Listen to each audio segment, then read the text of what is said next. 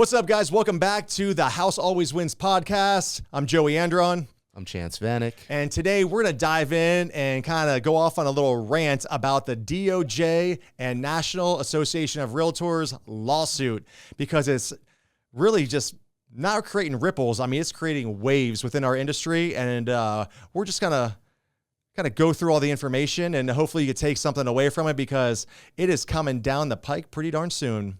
All right, so I just want to dive right in and address the big elephant in the room that everyone's talking about: the National Association of Realtors and the DOJ lawsuit. Yeah, that's a tough one, dude.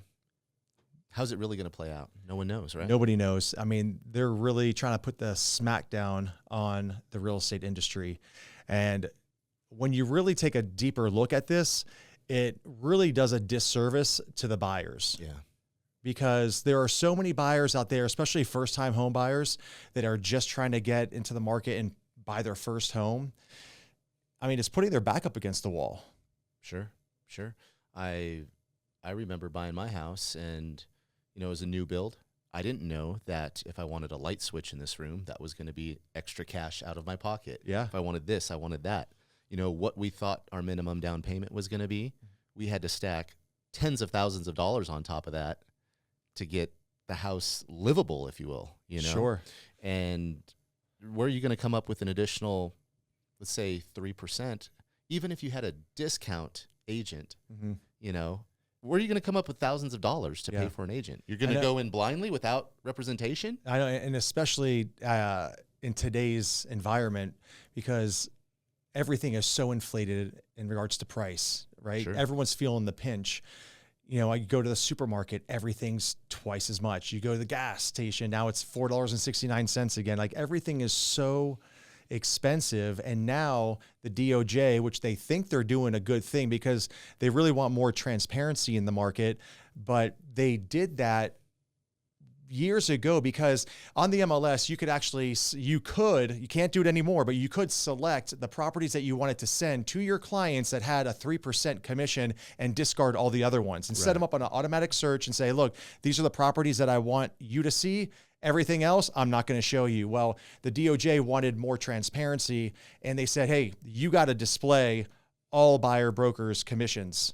So now you'll notice, or maybe you've noticed in the past, that Zillow, Redfin, all of these syndicate websites, they all display the buyer's commission or the buyer broker's commission.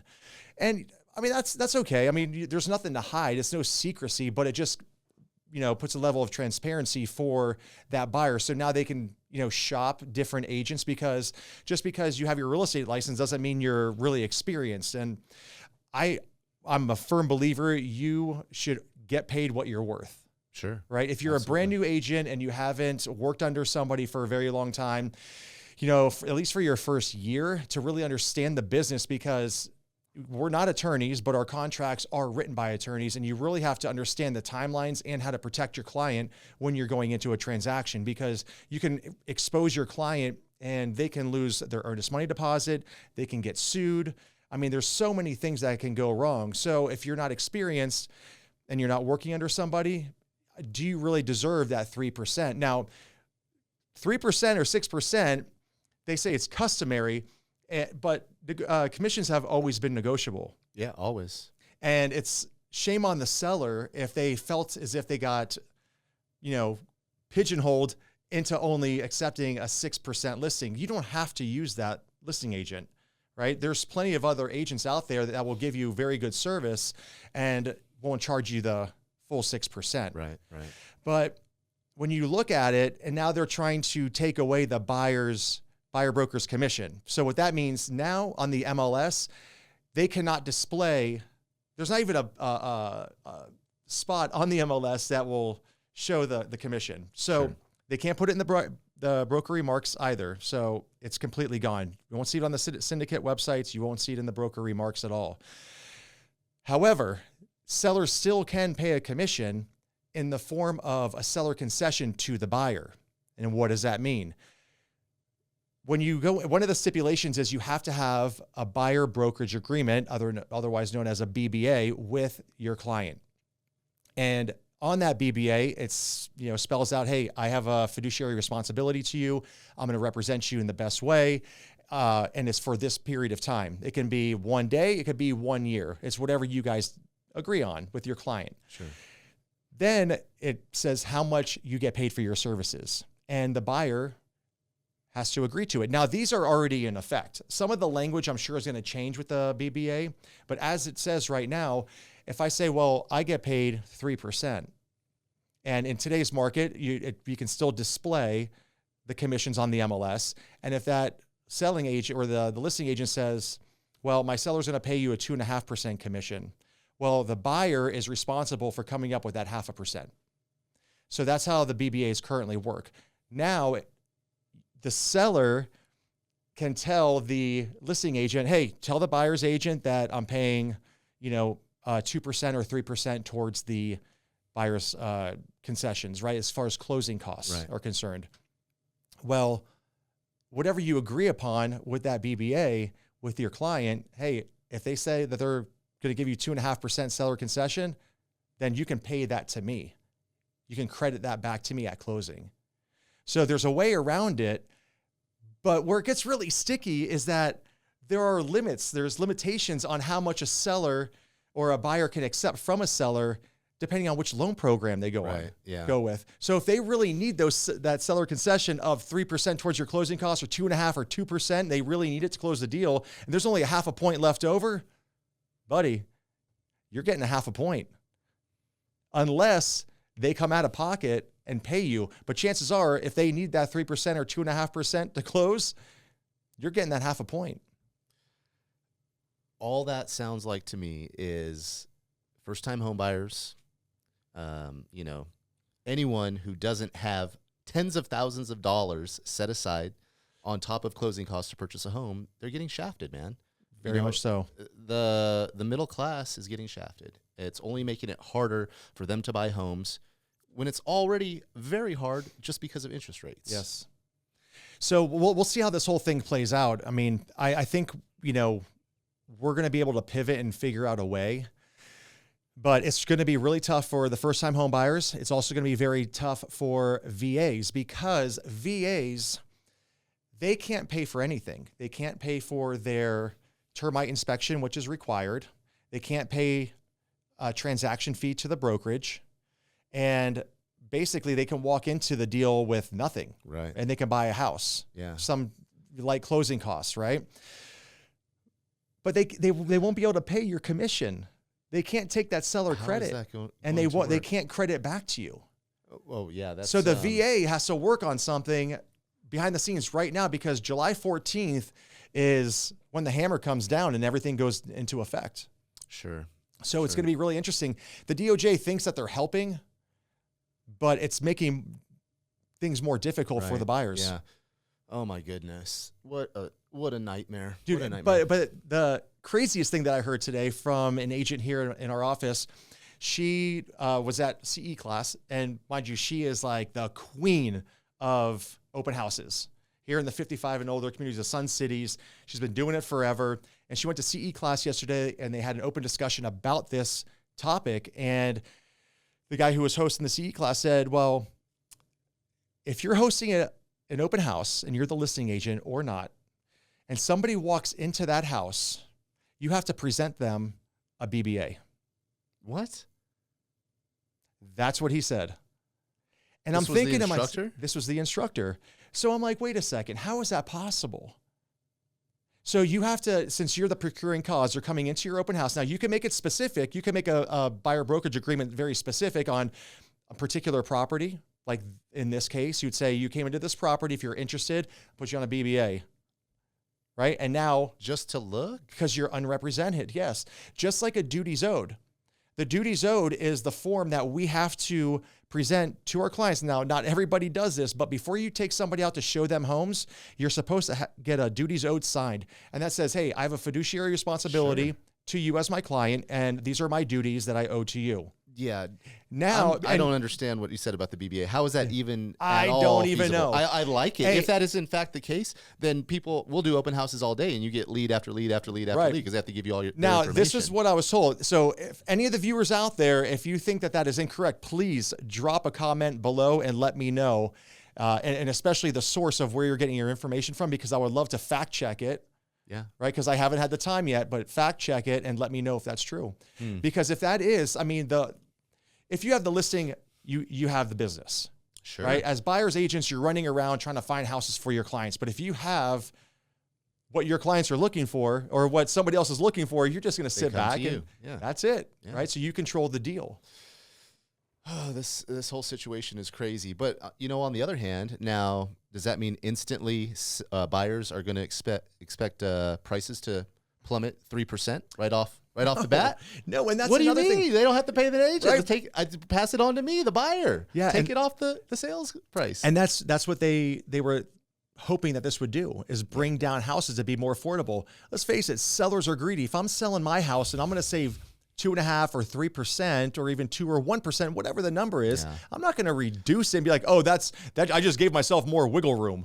Okay, I'm going to go there. I didn't want to go there, the conspiracy theorist way. But, how much of a coincidence is it that these giant funds are trying to buy up as many pieces of residential real estate as they can to make huge housing portfolios, and now all of a sudden it becomes way more difficult for the average American to purchase a home. Yeah. And these are the companies that are, putting money in the politicians' pockets for whatever 100%. it is.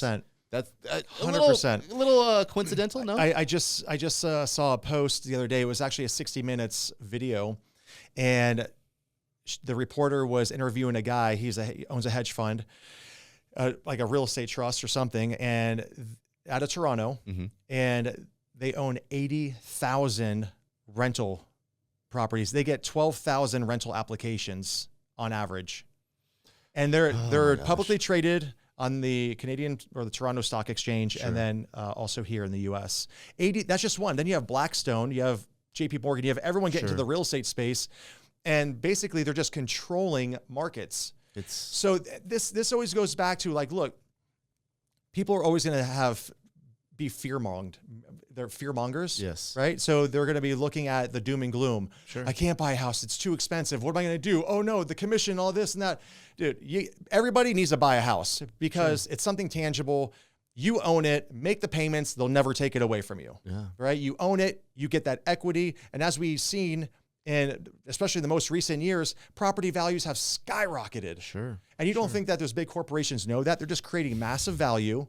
They're controlling prices. They're controlling rents. So now are we just going to become like a rent-controlled environment? Dude, I'm just thinking of personal experience from myself, my family. I have many family members who the only thing of value they ever had was their home. And in some circumstances, they had to sell the home to get them out of whatever financial, situation, which was no good. But being able to sell a piece of property to save them was a great safety net, if you will, right? But if they never had that, I don't know where they would be. Maybe homeless. And that's a scary part. That is a scary part. Because a lot of people have that mentality that it's less of a headache to rent a property rather than to own a property. Oh, you don't have the maintenance. Oh, you don't have the taxes. Oh, you don't have to pay the HOA dues. But if you're spending, $2,000 a month on rent, that's $24,000 a year. That's money out the window. And you do that for 10 years, it's $240,000 out the window. Well, dude, it's hard to think that far ahead, especially when you're younger. But eventually, if you were to pay off a home, when you're a senior citizen and you're on a fixed income and you're no longer working, now you don't have to worry about that expense. Yeah. But if you don't own a home, what are you going to, from the time you retire till the time you die, you're going to continue to pay rent? That means you have to acquire so much more savings in your investments or whatever it may be in order to survive in your golden years. Yeah. And you listen to a lot of these investors online on YouTube, all these gurus out there, and they're always like, don't buy, rent, go buy your investment property, cash flow it. I think that's, obviously you want to buy an investment property that's going to cash flow for you, give you some passive income. I think that's great, but you got to own your home. Sure. You got to own your home. Sure. Because not only can you obviously take advantage of the equity, but you can borrow against it. Yeah. You can always borrow the equity and go buy an investment property. You know, and especially when you're older and you're in your retirement and you have equity, reverse mortgage. Reverse mortgage. I mean, there's so many options. You know, you write off the interest every year on your taxes, home maintenance and things like that. So scary to think that home ownership could potentially be a thing of the past in future generations. yeah, they're saying millennials are completely like screwed. Really? Oh gosh. Unless you're well off and you got money saved, it's hard. We just did the market report last week, or we posted it earlier this week, right? Yeah. And average median home pricing in Las Vegas was $480,000. 485. $485. Yeah. And you have to earn at least $111,000 per year to afford that median home price. Goodness. So, you know, and now they throw the whole commission deal into the mix, and it's just going to turn this whole industry on its head. And, you know, it's funny because I've been doing this for 20 years, and I see so many people go out and try to buy a home, right? And a lot of people, they don't even know where to start. And real estate agents get a bad rap because they're like, oh, real estate agents, they don't do anything. You know, they don't do anything. Oh, they just sit back and they collect a big fat check. They sit in their office, they do a property search, and they collect a big fat check. You don't earn that money, right? But that's completely untrue. Sure, yeah. Because everybody that I work with, I put my blood, sweat, and tears into that transaction. And driving, the last week I went to North Las Vegas. It took me an hour each day to get up there to go show a $600,000 house. Sure. Right. And I've shown my clients probably 6 or 7 houses in that area, going back and forth, time, gas, emotional, you know, time away from my family, got to get back to the office, have other clients to talk about, to help out. Yeah. You know, they're renting a property. They have to get out. They have a newborn baby. There's so many things that you have to juggle as a real estate agent, as a buyer's agent, that people don't realize, you know? Don't knock it until you try it. Yeah, right? It is for the faint heart. Did you know that the average real estate agent sells between like 2 and 4 homes a year, and that's it? I think 4 is even on the high end. Right, yeah. It is such a hard business. And now they're putting this whole commission thing into the mix, which we're going to figure out. But in the entire country right now, there are 1,548,058 realtors. Okay. It's a lot of realtors. That is a lot in the whole country. In the whole country. Do you have the stats on Las or Nevada? In Nevada, currently, there are 19,526. So this was February 2023. That's what this stat. So I'm sure that when the interest rates, went up, I'm sure a lot of people stepped out of this industry. So let's call it 17,000. Sure. Yeah. So a lot of real estate agents, now they're going to be forced to figure out how to get around that BBA and how to negotiate with their buyers. And look, at the end of the day, nobody works for free. I think we all earn our money. Yeah. And I'm not here to play the small violin or anything, but it's good. It's going to be the death of a lot of real estate agents, people who studied hard, paid their dues, who are getting into the industry, and now they have no idea what to do. Yeah. Right. Yeah. Well, again, we have to see how it unfolds, how it's going to play out, because would you say July 14th? July 14th is the effective date. I mean, instantly, sellers aren't going to just stop paying the fees or expect that, because you're going to, if that's the case, your pool of buyers is going to drop drastically right then and there. Absolutely. And so a friend of mine contacted me yesterday and they were like, hey, listen, we're thinking about listing our house. Do you show the house, when it's occupied, do you lockbox, all the like standard questions, right? And the very last question, so what is the customary commission now that the lawsuit has happened? And I'm like, well, 5%. I'm like, so I saw, I don't go 6% unless it's a luxury home that I know that the video and pictures marketing is going to cost me $5,000. Then hey, look, I'm not going to shell that out. It's got to come back to me at some point, right? Sure. But on an average sale, 5%. I think it's more than fair, right? Especially if I'm going to the house to show it and do a lot of cleanup and things like that, right? But I told her, I said, it's 5%, 2.5 to me and 2.5 to the buyer's agent. We can still pay. It just has to be in a form of a seller concession, and that's going to be on for them to decide what they want to do with it. So would you say that this person was already hoping to hear from you that they were going to pocket an additional I think so. 2 to 3%? Yeah, 100%. Already. Yeah. Oh, since NAR happened, that lawsuit, let's just go ahead and drop it down to 1%. But you know what's crazy, though? There's going to be a lot of agents that are going to sit in the office. They're going to do their buyer consultation. They're say, look, we have 3 options here, right? You can go out and find the house, and we're going to sit here in the office. You're going to come back to us with the house that you like. We're going to write up the offer for $1,000. Right. And that's option number 1. Option number 2, we'll take you around to some of these homes. If you buy a brand new home and we don't have to do any work, well, then it's 1.5% or $1,000, $1,500, whatever the number is. Yeah. And they give 3 options. What level of service would you like? Okay, let me tell you a story. I know I always revert back to fast food, right? And this time you're going to get drive-through service if you go that route. And I've seen it happen where someone out of state used one of those big box brokerages who do it for a flat fee like that. Yeah. And there was just so many issues with the house that, because the agent probably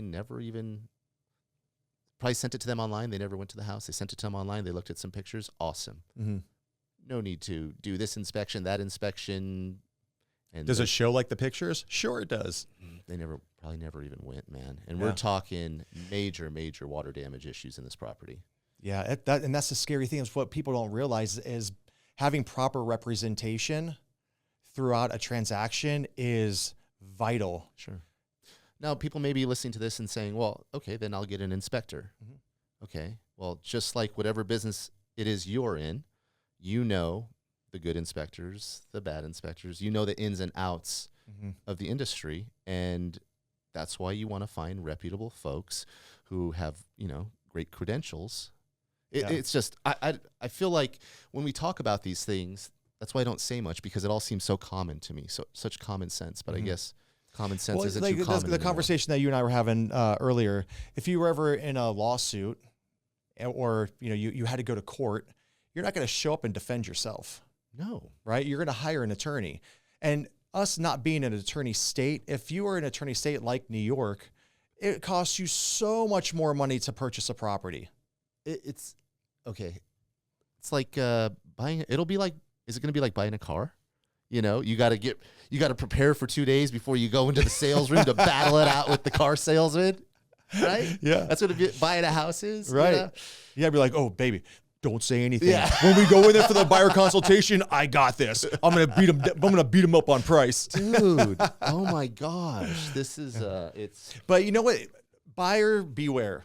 That's all I have to say. If you feel as if you can buy a house unrepresented, by all means, go out there and do it. Just take those precautions. Make sure you're hiring a reputable inspector. Make sure you're doing your due diligence, checking the prelim, making sure that the title company's fees are in line, because all of them have different fees and some of them are quite costly.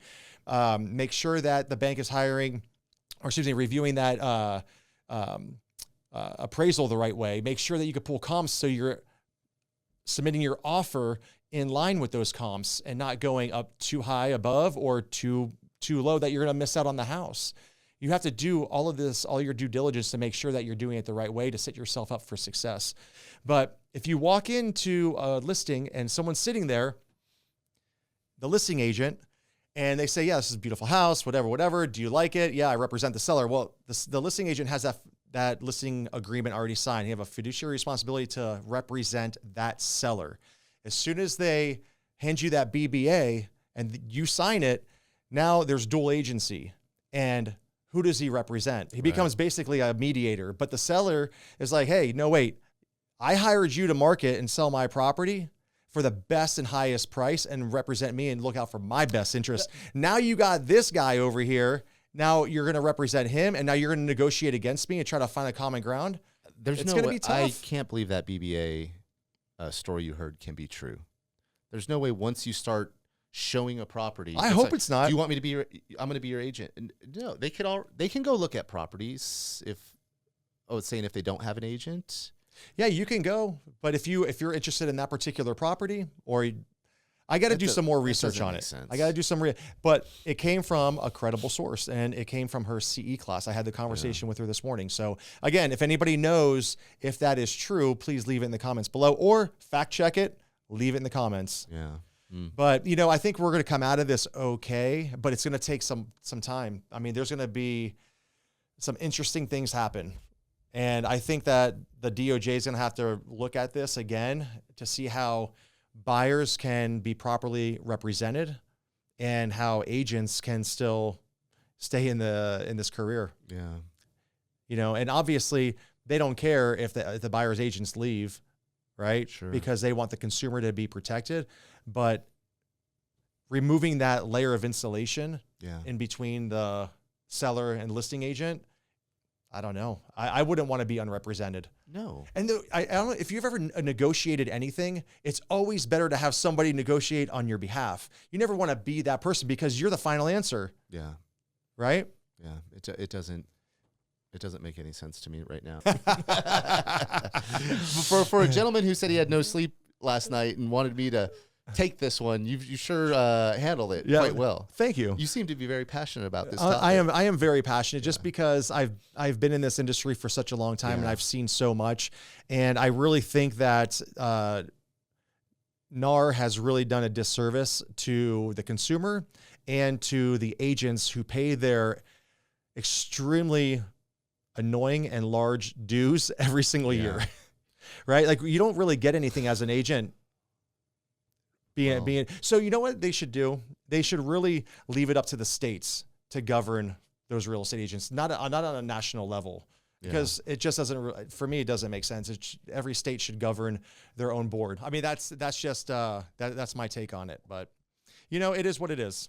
Every little thing gonna be all right. It always is, man. Yeah. I don't know. We have to see how it unfolds.